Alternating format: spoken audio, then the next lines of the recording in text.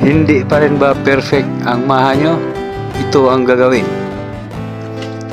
1 can sweet corn, 1 glass coconut milk, 2 glasses evaporated milk,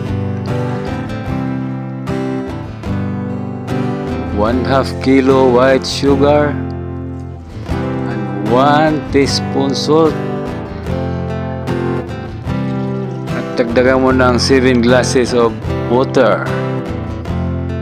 Tapos kumuha ka ng isang baso para pagtunawan sa cornstarch.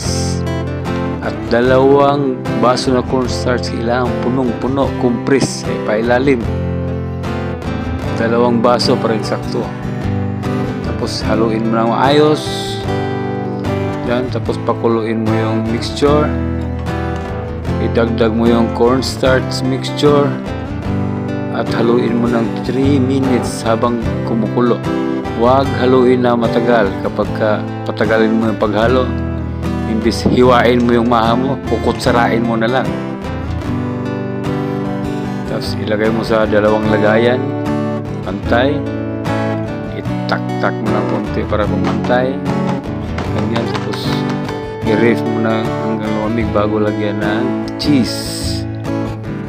Ganyan. Tapos yan na yung texture. Sakto yan pag slice mo.